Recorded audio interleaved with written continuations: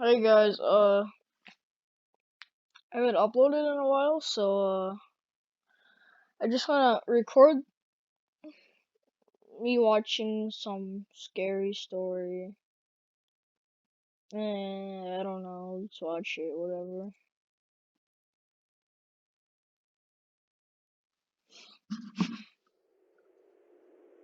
I live in Limburg. That is the most southern province of the Netherlands. I'm 20 years old, and all my life I've been Lives wanting in to the work as a Netherlands, eh? caretaker for people with a disability. Just a few months ago, my dream came true, and now I work as a full-time caretaker at a living facility in Maastricht. At this facility, Maastricht. my story takes place. The living facility is positioned just outside of Maastricht City. Before the building became a housing facility, it was a Oh, laundromat for the people living on that street. The facility consists of 3 houses that are internally connected. Each one can house 8 people. That makes a total of 24 patients that live in the facility. Each patient has his or her own room, ranging from small to large, to a separate bathroom and kitchen, to a shared bathroom in the hallway. I first began working at this facility when I was just 17 years old, as an intern for my education. The story starts 2 years ago, when one of my patients that had lived there oh, for 3 years moved out to live at another facility. His family whoa. claimed that the patient did not feel safe in his room because he would hear knocking coming from his closet. We made our apologies for the inconvenience, but didn't think much of it. 1 month later, when the room was cleaned and disinfected, a new patient came to live in the empty room. It was an elderly man, who I'll just refer to as Rick. Rick was a warm and kind-hearted man who always loved talking about horses that he had as a child, as well as his great love for Russian opera. You'd always catch him sneaking into the kitchen to get a snack or hear him sing opera. I must admit, he had quite a powerful and wonderful voice. At first, he would bid us a good night before he went to bed. But as time went by, This guy's Rick probably seemed gonna more die. and more distressed.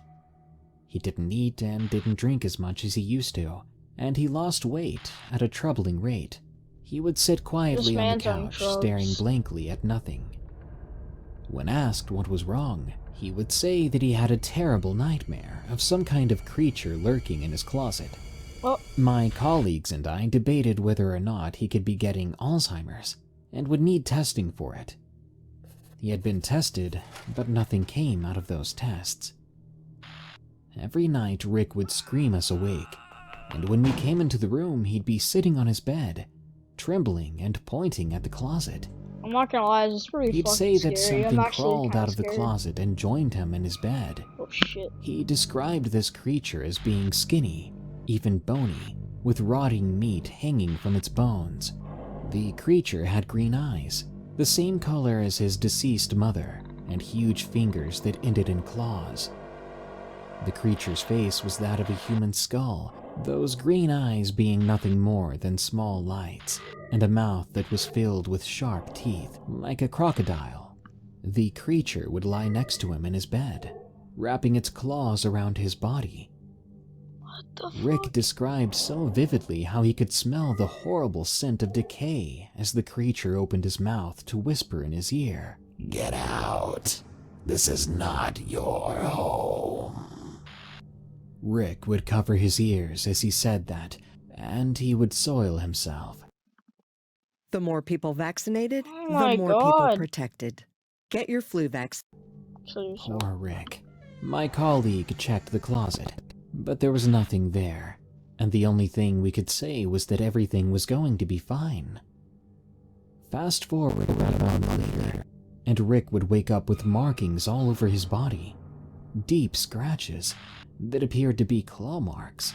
There were even bite marks that were deeper and more animalistic than any human bite.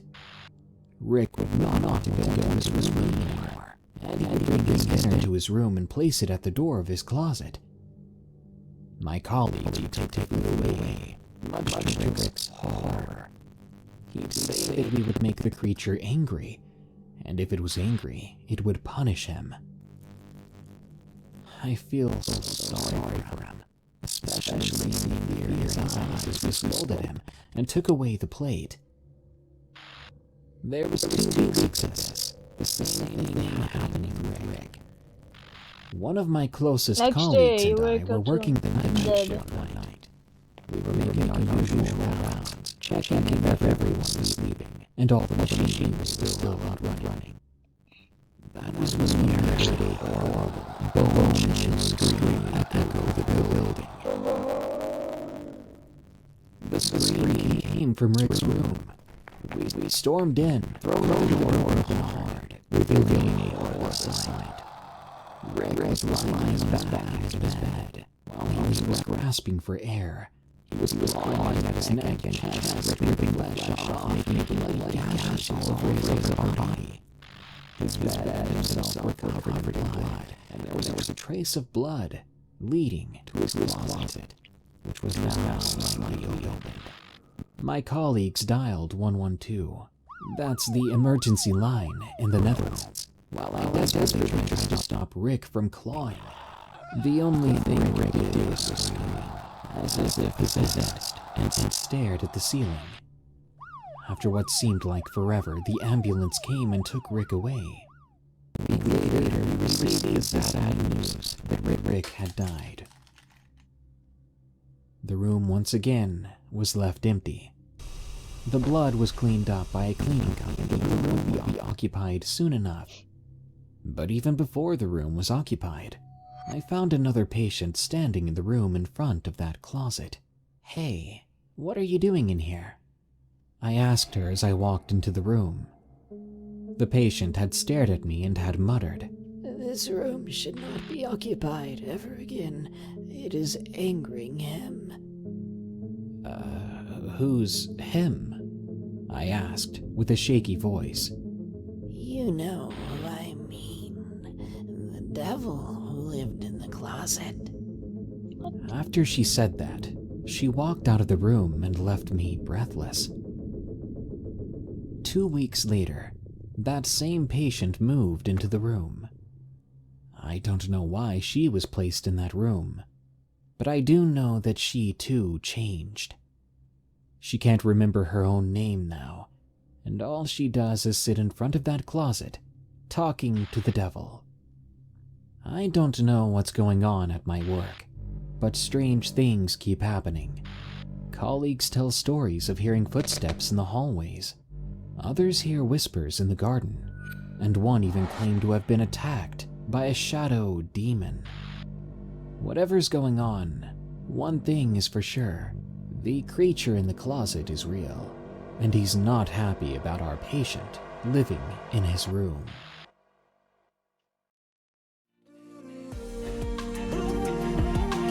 Oh my fucking god, why Wansee Entertainment? Why? Look at this shit. Die. Look at this shit. Bro. Okay, that's gonna end the video here. Bye bye. I don't know why he had to do this to us, but sure.